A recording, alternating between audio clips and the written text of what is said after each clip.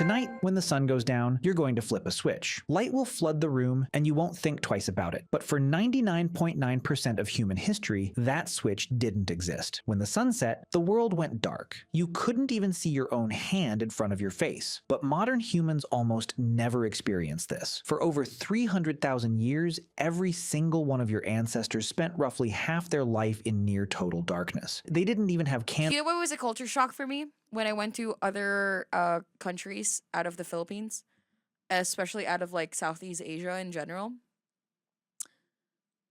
In the Philippines, the sun rises and the sun sets every single day at the same time all year round.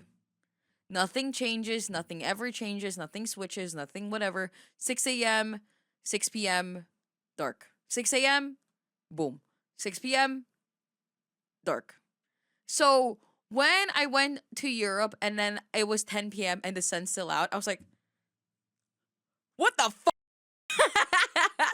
I was like, whoa, it's still so bright. It's 10 p.m. That's so weird. That's weird. That's weird. Just the black sky, the stars, and whatever fire they could keep alive. So what did they actually do for all those hours? The answer changes everything we think we know about sleep, storytelling, and what it means to be human. Let's start with fire, because fire is the reason any of this was possible. The earliest solid evidence of humans controlling fire comes from Wonderworld. LARPer now gets to 7 till it gets dark here? No, the sun is setting.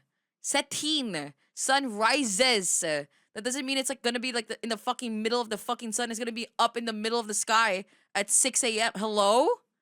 Cave in South Africa, roughly 1 million years ago. But fire didn't just keep people warm. Fire completely restructured the human day. Before fire, our ancestors were like every other primate. When the sun went down, you climbed a tree or found a sheltered spot and you stayed still. Wait, what? We climbed trees?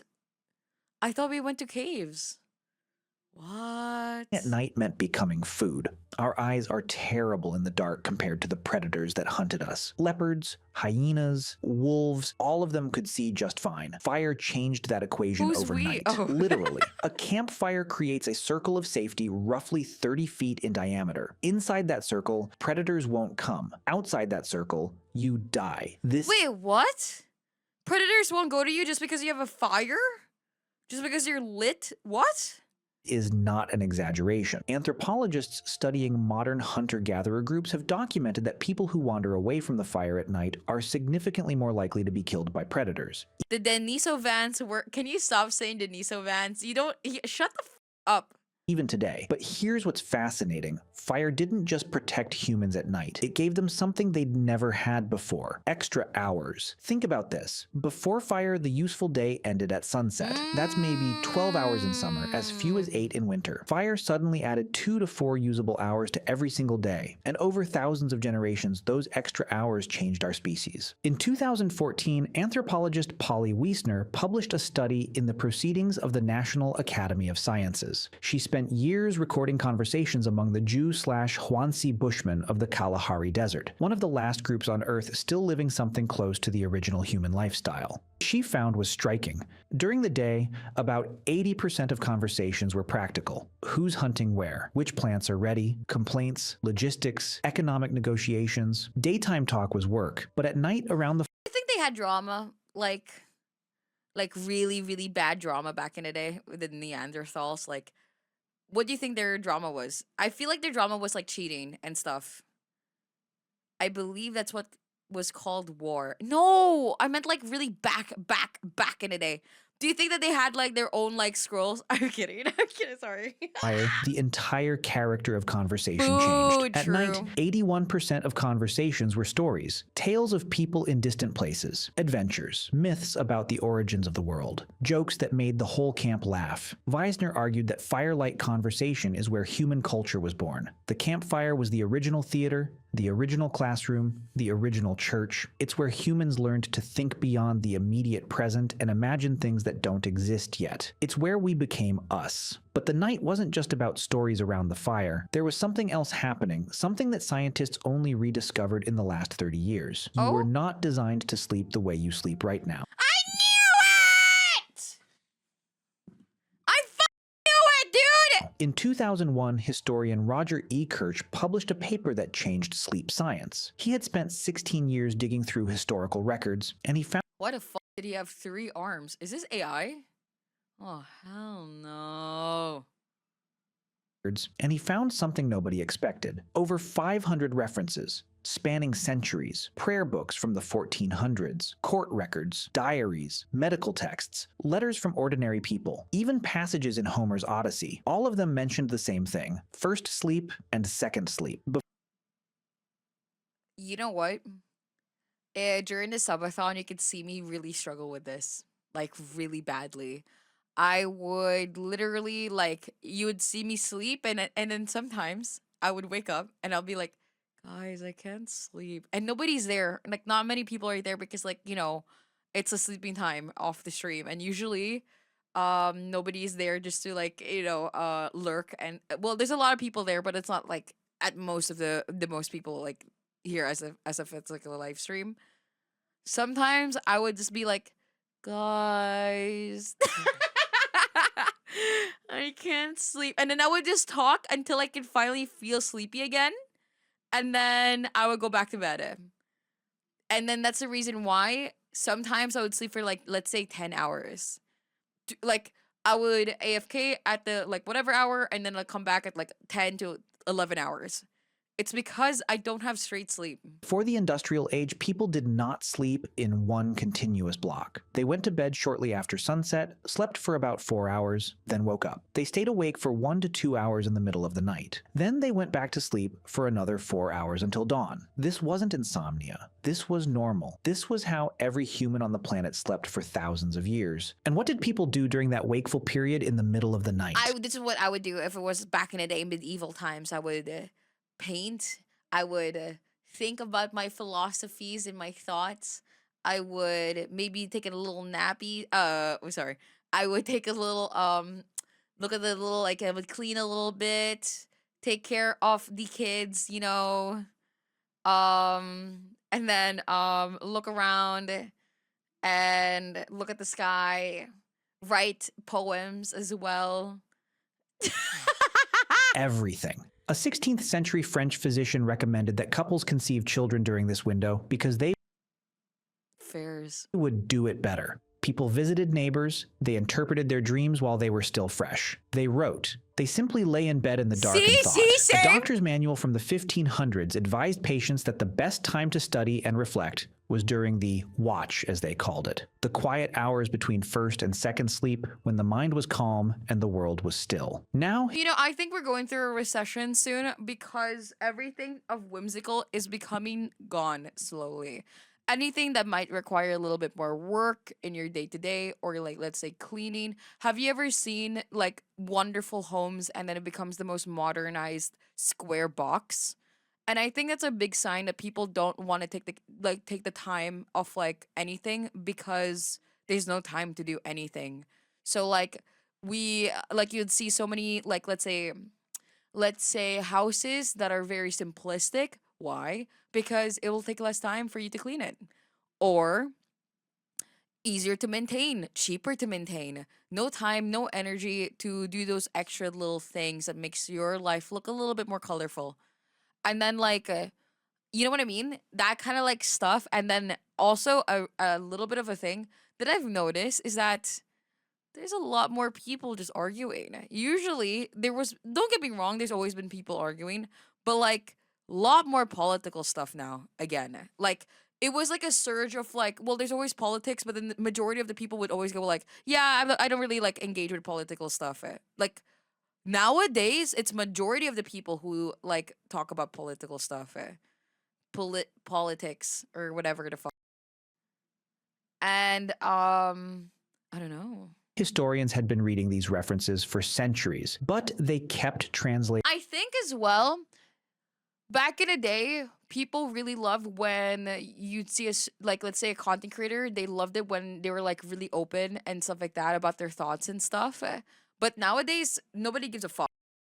Like, if you're the fakest, it doesn't matter. Like, who cares?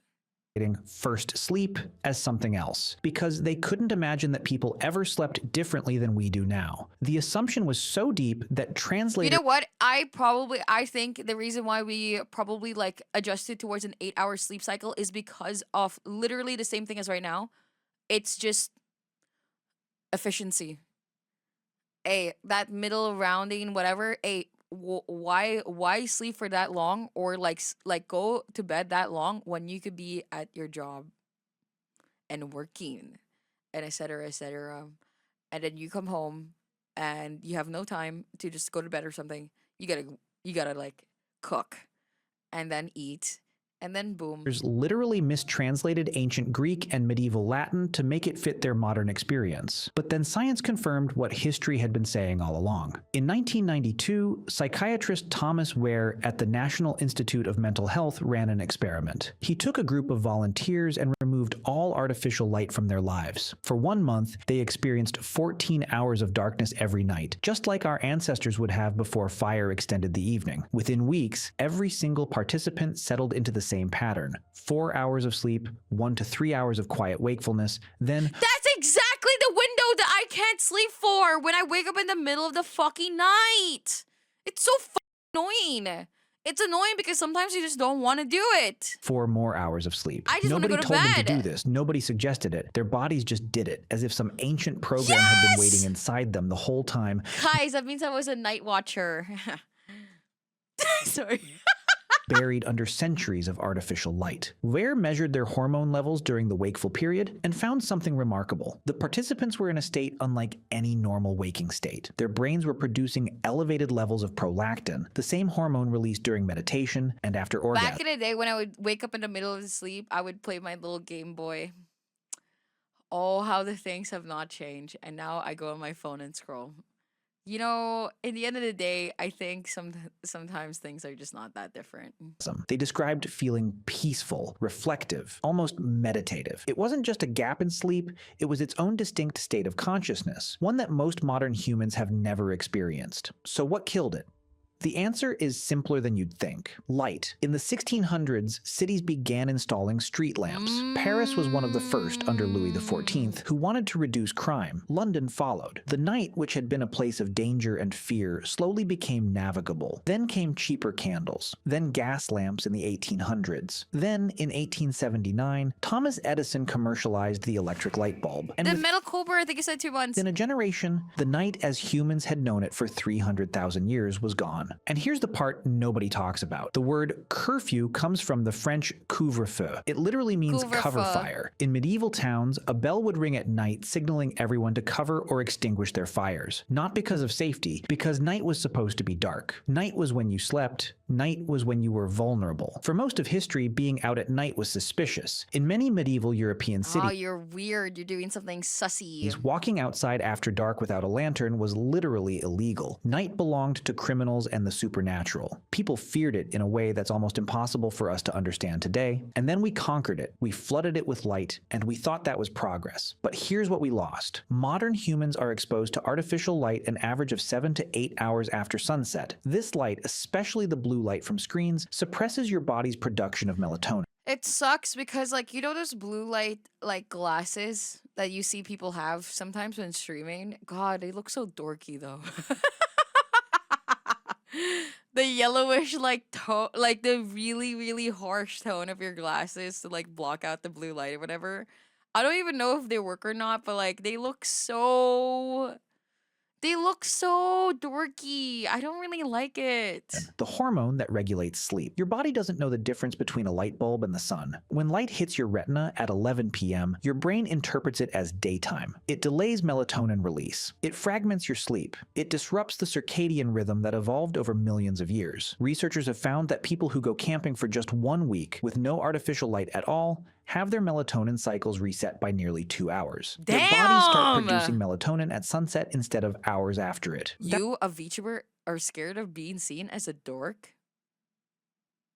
That's all it takes for 300,000 years of Dion, programming get to tier reassert 2 for itself. 19 But it didn't just months. change when we sleep. We eliminated an entire phase of human consciousness. That quiet, reflective state between first and second sleep, the state that Ware's subjects described as peaceful and meditative, doesn't exist anymore for most people. Instead, we have insomnia, and we treat it like a disorder. But what if it's not a Just DR, take us 6 months. Guys, we need to go camping. disorder at all? What if waking up at 2 a.m. and lying there in the dark isn't your body malfunctioning? What if it's your body remembering what it was built to do? For 300,000 years, your Shinimochi, ancestors hello, good spent their morning. nights in a rhythm that modern science is only beginning to understand. They gathered around fires and told stories that built civilizations. They slept in two Camping stream! So I'm still gonna be on my phone, so it doesn't even matter. phases with a window of Yes! quiet reflection in between. They lived in darkness so complete that the Milky Way wasn't something you had to drive to a national park to see. Ah, yeah, that one really fucked me up when I was younger, and I found that out when the city lights and light pollution and stuff like that, and then what it really stole from our everyday, what we're supposed to see at the like in the night sky and whatever. That makes me sad. It was just the sky, and every night when they woke in the dark between first and second sleep, they lay there in makes silence me and so thought about sad. their lives, their dreams, and the world they would wake up to in the morning. We traded all of that for a light switch, and most of us never even knew it was gone.